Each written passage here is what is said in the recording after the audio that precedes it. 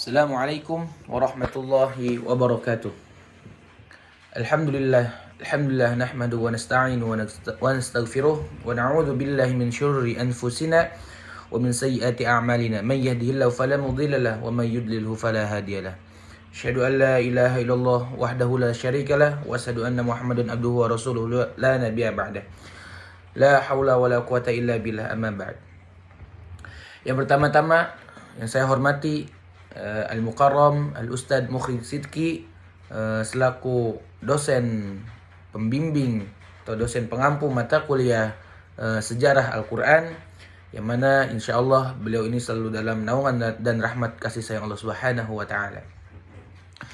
Baik, sebelumnya perkenalkan, nama saya Muhammad Tommy Hasan Sajeli dari Prodi Ilmu Al-Quran dan Tafsir semester 3. Baik, dibuatnya video ini adalah untuk bertujuan untuk melaksanakan amanah yang diberikan kepada mahasiswa oleh dosen kami, oleh Al-Mukarram Al-Ustadz Mukhrid Sidki ini, untuk mengisi nilai ulangan akhir semester atau ujian akhir semester. Baik, langsung saja untuk mempersingkat waktu, di sini saya akan menjelaskan tentang beberapa mushaf pra-Utsmani. Nah, ada namanya adalah mushaf primer dan ada namanya mushaf sekunder. Nah, di dalam karya-karya yang ditulis oleh para mufassir sering dijumpai pengungkapan atau perujukan kepada varian-varian pra-Utsmani. Terkadang rujukan ini hanya dikemukakan di dalam bentuk ungkapan mushaf sahabat atau sejumlah mushaf lama atau di dalam beberapa mushaf lama atau dalam bacaan yang awal. Nah, rujukan ini tuh dibuat kepada mushaf yang eksis di kota-kota tertentu, seperti mushaf kota Basroh atau mushaf kota Hims atau mushaf Al-Aliyah. Nah, rujukan pada mushaf yang berada di dalam pemilikan orang-orang tertentu juga sering ditemukan nih, seperti mushafnya milik Al-Hajjaj atau mushafnya milik kakek dari Malik ibnu Anas atau mushaf yang digunakan oleh Imam Abu Hanifah. Namun yang paling sering ditemukan ini adalah perujukan kepada mushaf-mushafnya pra-Utsmani yang populer. Nah, mushaf-mushaf pra-Utsmani yang populer ini salah satunya ada mushafnya Ubay bin Ka'ab, terus mushafnya Abdullah ibnu Mas'ud, terus ada mushafnya Abu Musa al-Asy'ari, terus masih banyak yang lainnya lah tentang mushaf-mushaf pra-Utsmani ini. Nah, mungkin langsung saja saya akan menjelaskan tentang mushafnya Ubay bin Ka'ab. Nah, Ubay bin Ka'ab ini adalah seorang Ansor dari Bani Najjar yang masuk Islam pada masa cukup awal dan turut serta di dalam sebuah pertempuran besar bersama baginda Nabi besar Muhammad SAW, seperti dalam perang Badar dan perang Uhud. Nah, Ubay bin Ka'ab ini ikut serta di dalam peperangan, antara lain adalah perang Badar, perang Uhud. Nah, pengetahuan tentang tulis menulis nih yang dikuasai oleh Ubay bin Ka'ab dikuasai dengan sangat baik, bahkan sebelum masuk Islam.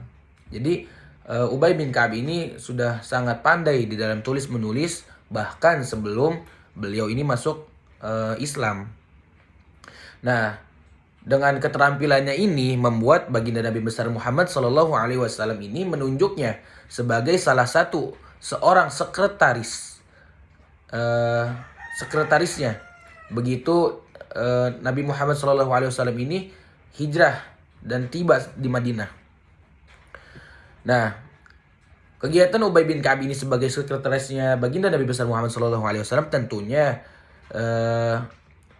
tidak hanya terbatas pada urusan korespondensi, tetapi juga mencatat wahyu-wahyu yang diturunkan kepada baginda Nabi besar Muhammad SAW, yaitu Al-Quran. Nah, Ubay bin Ka'ab ini salah seorang yang mengkhususkan dirinya di dalam mengumpulkan wahyu dan merupakan salah satu di antara 4 sahabat yang disarankan Nabi agar umat Islam ini mempelajari Al-Quran darinya. Nah, jadi ada 4 sahabat yang ditunjuk oleh baginda Nabi besar Muhammad SAW yang direkomendasikan untuk para sahabat-sahabat yang lain agar apa? Ketika ingin belajar Al-Quran atau mempelajari Al-Quran lebih mendalam, nah ada 4 sahabat ini yang ditunjuk oleh baginda Nabi besar Muhammad SAW untuk belajar nih kepada 4 sahabat ini. Salah satunya adalah Ubay bin Ka'ab. Nah, selain itu, Ubay bin Ka'ab juga dikenal sebagai Sayyid Al-Qurra atau pemimpinnya para penghafal Al-Quran gitu. Nah, mengenai tentang kapan pastinya Ubay bin Ka'ab ini mengumpulkan materi-materi wahyu ke dalam mushafnya ini tidak dapat diketahui secara pasti. Barangkali ketika beliau ini ditunjuk Nabi untuk menyalin wahyu, terus kegiatan pengumpulan Al-Quran itu mungkin telah. Jadi ada yang mengatakan bahwa Ubay bin Ka'ab ini mengumpulkan mushaf-mushafnya itu ketika ditunjuk Nabi untuk menyalin wahyu. Nah, mungkin ada kemungkinan, ada pendapat bahwa disitulah Ubay bin Ka'ab ini mengumpulkan wahyu-wahyunya gitu. Nah, tetapi kapan selesai ia menyusunnya itu tidak dapat dipastikan. Jadi tidak ada yang tahu kapan selesainya mushaf Ubay bin Ka'ab ini atau selesainya Ubay bin Ka'ab ini mengumpulkan wahyu-wahyunya gitu loh. Tidak ada pasti yang mengatakan kapan selesainya gitu. Tidak ada yang mengatakan kapan waktu selesainya Ubay bin Ka'ab ini mengumpulkan wahyu-wahyunya gitu. Yang pasti adalah bahwa sebelum kemunculannya mushaf standar Utsmani gitu. Nah, mushaf Ubay bin Ka'ab ini dikabarkan turut dimusnahkan ketika dilakukan standarisasi teks Al-Quran pada masa Utsmani. Nah, jadi ketika ada atau telah ada teks Al-Quran nih pada masa Utsmani ini, nah mushaf Ubay bin Ka'ab ini turut dimusnahkan gitu ketika dilakukan standarisasi pada masa Utsmani. Nah, mushaf Ubay bin Ka'ab ini tampaknya tidak pernah menjadi salah satu mushaf yang mushaf sekunder. Sekalipun mushafnya ini telah disalin dan diwarisi secara turun-temurun, tetapi tetap mushafnya Ubay bin Ka'ab ini tidak pernah menjadi sumber salah satu mushafnya sekunder. Misalkan sekalipun mushafnya ini telah disalin nih atau diwarisi secara turun-temurun, misalnya oleh keluarganya Muhammad ibnu Abdul Malik Al-Ansori, terus di kediaman orang inilah penulis Fihris menyaksikan salinan mushaf itu. Ya, jadi ya, itu tadi penjelasan tentang mushafnya Ubay bin Ka'ab nih, penjelasan singkat tentang mushafnya Ubay bin Ka'ab gitu. Lalu yang selanjutnya adalah mushafnya Abdullah ibnu Mas'ud. Nah, Abdullah ibnu Mas'ud ini adalah seorang sahabat yang mana beliau ini masuk Islam awal-awal mula gitu. Jadi awal-awal mula masuk Islam. Nah, Abdullah bin Mas'ud ini tergolong sebagai orang yang pertama atau orang-orang yang awal masuk dalam Islam. Nah, setelah masuk Islam, Abdullah ibnu Mas'ud ini selalu mengikuti Nabi dan menjadi pembantu pribadinya. Ketika Nabi memerintahkan pengikutnya untuk hijrah ke Abyssinia, Abdullah bin Mas'ud pun pergi bersama pengikut awal Islam lainnya ke sana.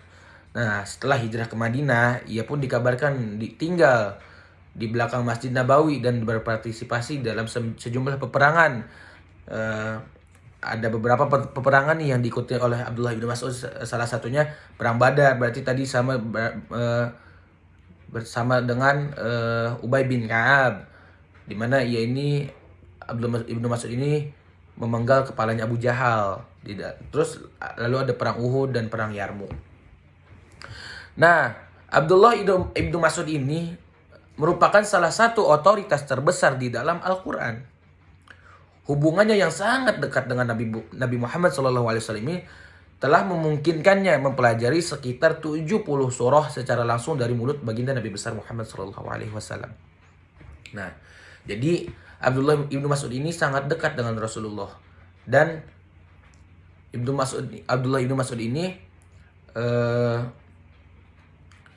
memanfaatkan dengan dekatnya dengan baginda Nabi Muhammad SAW ini untuk mempelajari Al-Quran secara langsung dari Rasulullah SAW.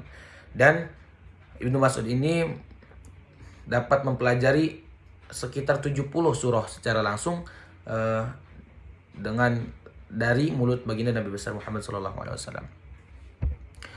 Nah, ada riwayat yang mengatakan bahwa Abdullah ibnu Mas'ud ini merupakan salah satu orang yang pertama-tama mengajarkan bacaan Al-Quran. Nah, ia dilaporkan sebagai orang pertama yang membaca bagian-bagian Al-Quran dengan suara lantang dan terbuka di Mekah, sekalipun mendapat tantangan yang keras dari orang-orang Quraisy yang melempari dengan batu. Jadi waktu itu tuh ada sebuah cerita atau sebuah kisah sedikit saja. Jadi para sahabat bertanya atau bahasanya tuh menantang, apakah ada yang berani membacakan Al-Quran di depan Ka'bah, di depan para kaum kafir Quraisy. Nah, para sahabat pun banyak yang terdiam karena merasa ketakutan gitu membaca Al-Quran di hadapan kaum kafir Quraisy. Dan mereka pun sudah tahu bakal gimana responnya dari kaum kafir Quraisy ini, pasti sangat marah gitu. Makanya tidak ada yang berani. Akhirnya ada yang mengangkat tangan. Nah, itulah Abdullah ibnu Mas'ud. Akhirnya tapi sahabat mengatakan, jangan engkau Abdullah ibnu Mas'ud gitu. Karena sahabat ini ingin yang membaca Al-Quran di hadapan para kaum kafir Quraisy di depan Ka'bah ini adalah orang yang mempunyai backingan besar. Jadi ada yang menolongnya gitu ketika beliau ini diamuk oleh para kaum kafir Quraisy. Tetapi Abdullah ibnu Mas'ud ini meyakinkan bahwasanya Abdullah ibnu Mas'ud ini punya Allah gitu. Maksudnya ada Allah yang jaga. Sesungguhnya penjagaan terbaik adalah penjagaan dari Allah Subhanahu wa taala gitu. Akhirnya sahabat pun menyetujuinya. Akhirnya kebesokan harinya di waktu duha di depan Hijr Ismail kalau nggak salah, beliau ini membaca Al-Quran dengan lantang.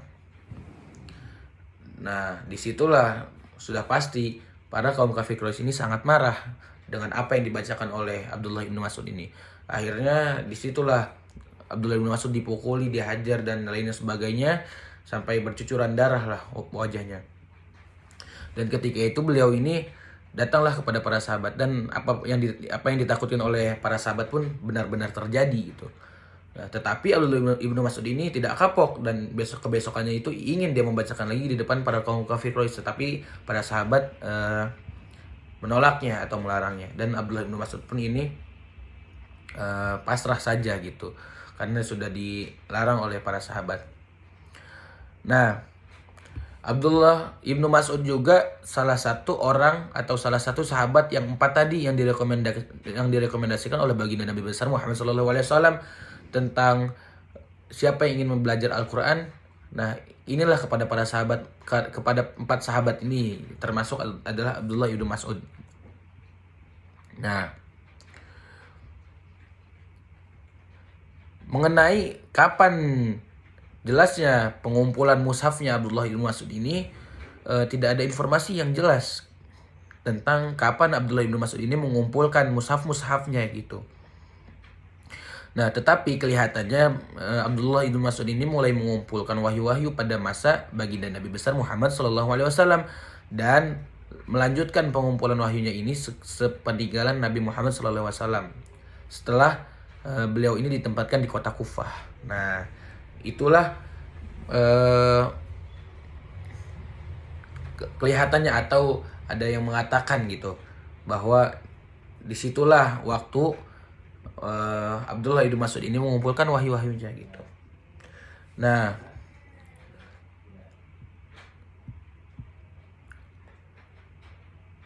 mungkin itu tuh atau itulah penjelasan singkat mengenai tentang mushafnya Abdullah ibnu Mas'ud. Nah mungkin itu yang dapat saya sampaikan mengenai tentang dua mushaf. Yang pertama adalah mushaf Ubay bin Ka'ab, lalu yang kedua adalah mushafnya Abdullah ibnu Mas'ud. Nah inilah penjelasan mengenai tentang mushaf-mushaf pra-Utsmani atau sebelum masa Utsmani gitu. Mungkin kurang lebihnya mohon maaf. Jika ada kebenaran itu datangnya dari Allah Subhanahu wa taala, jika ada kesalahan datangnya dari diri saya pribadi, dan saya ingin memohon maaf yang sebesar-besarnya. Untuk maqala wa tanzul maqala, kurang lebihnya mohon maaf. Assalamualaikum warahmatullahi wabarakatuh.